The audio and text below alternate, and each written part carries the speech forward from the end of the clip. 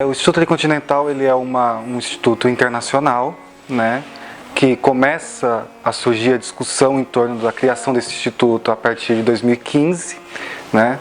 No Brasil, o escritório ele se consolida em meados de 2018, né, mas já é um instituto que tem presença em outros países, né, como Buenos Aires, na Argentina, Nova Delhi, Joanesburgo e Nova York, e o escritório aqui no Brasil. Né. Ele é, então, um instituto de pesquisa que é orientado pelos movimentos populares, que tem esse objetivo de fomentar o debate intelectual sempre a serviço dos movimentos populares e dos povos, principalmente do sul global. Os dossiês são um dos produtos, instrumentos que o Instituto Tricontinental produz mensalmente, com esse objetivo de fazer uma discussão sobre as diferentes facetas da crise que o capitalismo enfrenta na contemporaneidade. Né? Esse dossiê especificamente, ele é então produzido pelo jornalista Sainá, né, que ele é pesquisador do Tricontinental e também do Arquivo Popular da Índia Rural, então ele tem uma ampla experiência de acompanhamento desde os anos 90 em relação à questão agrária indiana. Né? Então esse dossiê ele vai trazer dois relatos, né? Um sobre os impactos tanto na economia rural quanto na vida dos trabalhadores em relação às mudanças climáticas que estão acontecendo na Índia, e um segundo relato que esse dossiê traz, que é um relato de resistência das mulheres camponesas que se organizam em torno de redes e cooperativas para enfrentar os efeitos das catástrofes ambientais que o país tem vivenciado. Né? Então esse é o processo de construção deste dossiê. Esses efeitos dramáticos com que a população indiana tem passado, o autor ele vai chamar de crise agrária, né?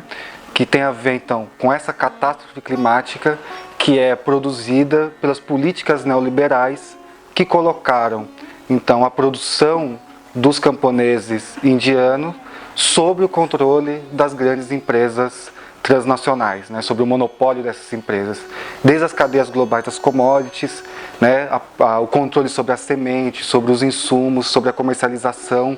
Então, esse quadro, né, de crise, né, com que está se produzindo no campo indiano, o autor então ele trata em torno dessa categoria chamada crise agrária. Né. Quais são as causas, né, que ele vai então identificar para a constituição dessa crise? Né? Primeiro de fato uma mudança do modelo de agricultura local indiano, passando para um controle capitalista de agricultura corporativa. Ele vai então tratar nesse dossiê, né? Que tem a ver então com a perda do controle local sobre a produção agrícola, né?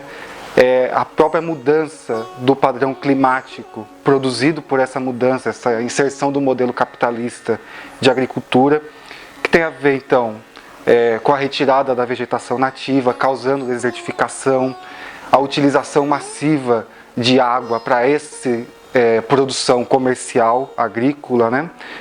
Mudanças no próprio padrão de chuva, o que tem então feito com que a vida dessas populações locais passam a ser, de fato, destruídas, sua vida, sua cultura, sua forma de produção, implicando, inclusive, um endividamento enorme desses agricultores, levando, evidentemente, essa perda ao grande angústia e aí os números, inclusive, o estouro dos números de suicídio nas regiões estudadas pelo dossiê. O segundo relato que traz o dossiê, que é muito interessante, que é então de uma rede comunitária de mulheres agricultoras na região de Kerala, na Índia, que estão fazendo um trabalho, né, de recuperação da sua produção, que foi atingida por grandes enchentes no último período, que trouxe inclusive contaminação química do solo e a perda de fertilidade. E elas então têm desenvolvido um trabalho a partir da agricultura orgânica, né, e de solidariedade, de trabalho coletivo, buscando então transformar de fato essa região que foi atingida. Elas trabalham com 3 pilares, né, o que é destacado no dossiê, né? Um é essa perspectiva da agricultura orgânica, né, uma agricultura que não utilize insumos químicos.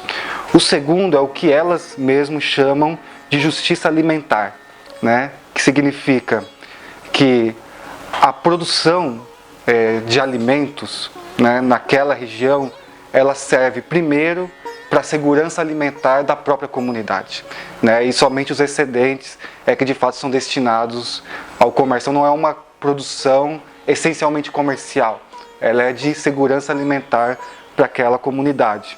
E por fim destaca a força coletiva, a solidariedade, a independência e a autonomia dessas mulheres para resistir a essas catástrofes climáticas que assolaram a região delas, né? Eu acho que talvez um dos elementos muito interessantes desse dossiê, pensando para o Brasil, é porque eu acho que ele nos alerta para as consequências que o modelo destrutivo do capitalismo na agricultura, que nós aqui conhecemos como agronegócio, eles trazem para as populações, para as comunidades e para o meio ambiente. Eu acho que esse é um grande mérito desse dossiê aqui para o Brasil, né? E evidentemente que essas consequências já se fazem sentir no Brasil, né? A própria questão das contaminações por agrotóxicos, seja das pessoas, né? E aí todas as doenças trazidas por isso, mas também do meio ambiente, né? Das águas, do solo, e não só das águas no campo, né? Já trouxeram esse ano estudos que mostraram que as águas das cidades brasileiras também estão contaminadas com agrotóxicos. Então é uma crise, um problema generalizado de fato no Brasil. Você tem o próprio aumento, por causa do modelo do agronegócio, do desemprego e da pobreza no campo, né?